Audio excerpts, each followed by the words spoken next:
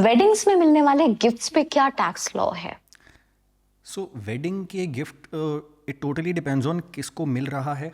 अगर आप बात करेंगे ब्राइड एंड ग्रूम की, तो what I would suggest is कि उनके पर्सनल अकाउंट में लें ताकि दिक्कत नहीं आए, क्योंकि वो द लॉ सेज इज कि ब्राइड और ग्रूम को अगर कोई ना कोई गिफ्ट दिया गया है, कोई भी दे रहा हो, उनके पेरेंट्स हों, जो लोग आए रिश्तेदार, हैं, दोस्त। रिश्तेदार हैं, दोस्त हैं, जो भी दे रहा हो, इनकम नहीं मानेंगे हम। सेक्शन 56(2)(10) के अंदर इनकम नहीं मानेंगे, टैक्स नहीं करेंगे।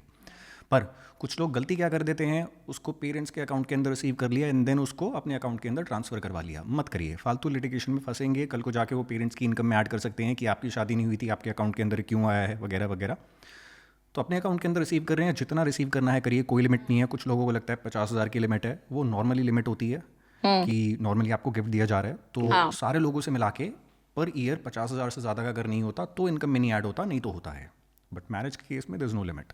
अच्छा, ओके। जितना है जितने रिसीव गिफ्ट्स ले करिए, सकते हो। लिफाफे दिए गए हैं, जो दिया गया है सब कुछ अकाउंट में डालिए। ज्वेलरी। हाँ, ज्वेलरी दी गई है, जो दिया गया है, कुछ भी दिया गया है, ब्राइड और ग्रूम के पास रखेंगे, ढंग से रिपोर्टिंग करेंगे, कोई दिक्कत नहीं आएगी। बट अगर जैसे शादी के अलावा, शादी के 2-3 साल बाद आपके पेरेंट्स आपको एक गोल्ड ज्वेलरी दे रहे हैं, लेट्स से उसकी कीमत है 10 लाख रुपए, तो ऐसे केस में क्या हो सकता है? तो उसमें शादी नहीं बन रही जो बचा पा रही है आपको, जी। शादी एक पॉइंट नहीं बनेगी, क्योंकि शादी तो हो गई। बिल्कुल। अब रिलेटिव होने के नाम पे अगेन बचेंगे, क्योंकि पेरेंट्स ने दिया है तो पेरेंट्स कभी भी दें। सरकार ने अगेन कह रखा है जितना देना है, जो देना है दो, इनकम नहीं बनेगा। क्यों? इनहेरिटेंस है सॉर्ट ऑफ।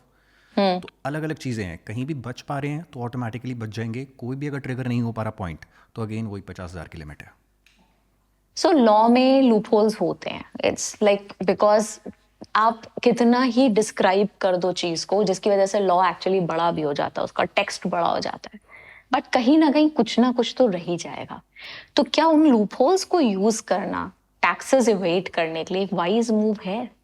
क्या लोगों को करना चाहिए ये, अगर थोड़ा बहुत करके किसी को फायदा हो रहा हो तो? थोड़ा ना ये रिस्की एरिया है। ये नॉर्मली ये स्टूडेंट से भी, पिछला वाला जो क्वेश्चन था ना आपका, उससे रिलेटेड एक क्वेश्चन आता है। जैसे किसी को बताओ कि शादी के टाइम पे जो भी आया है तो वो इनकम में ऐड नहीं होगा, टैक्सेबल नहीं होगा, तो अगला सवाल ये आता है कितनी शादियों तक।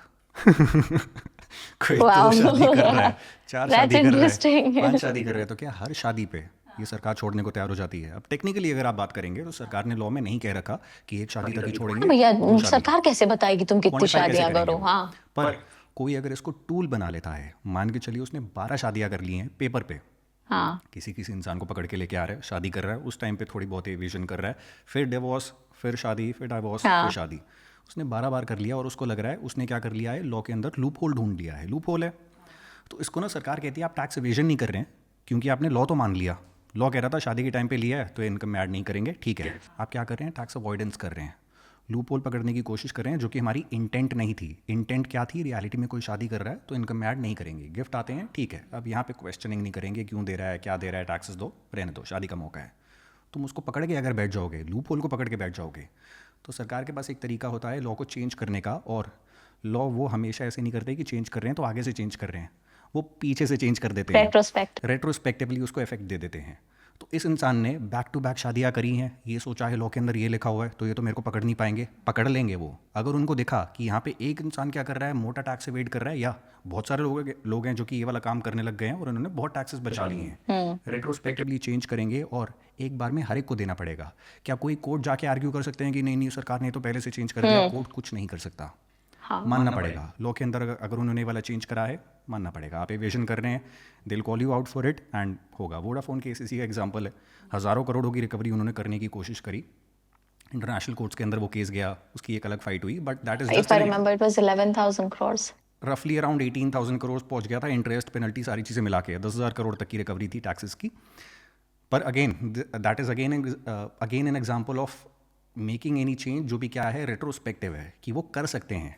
तो लॉ के साथ ऐसे लूप होल पकड़ पकड़ के अगर प्ले करोगे तो कल को जाके फंसने के चांसेस हैं। तो वन ऑफ केसेस में कोई बच भी सकता है, क्योंकि एक बंदे के लिए तो लॉ नहीं चेंज किया जाएगा। कांट से डिपेंड करेगा अमाउंट के ऊपर। बहुत छोटी इवेशन कर रहे हैं तो शायद कोई फायदा ही ना हो, और थोड़ी भी बड़ी कर रहे हैं जो सब्सटैंशियल है, इम्पैक्ट करती है, तो कल को फंस सकते हो। बट लॉ चेंज करना तो टीडियस प्रोसेस है, बट डिपेंड्स ऑन कितनी रिकवरी उनकी हो रही है। हाँ, उनको फायदा दिख रहा होगा। उनको हर साल चेंजेस लेके आने ही आने हैं, उसमें एक और चेंज ऐड कर देंगे। राइट, दो वर्ड्स ही तो ऐड करने हैं, शादियों तक, लेकिन लिमिटेड टू 2 शादीज और may be Limited to 3. Limited to 3 या इतना गैप होना चाहिए शादियों के अंदर, इतने टाइम तक टिकनी चाहिए शादी, कुछ भी हो सकता है, यू डोंट नो। Yeah.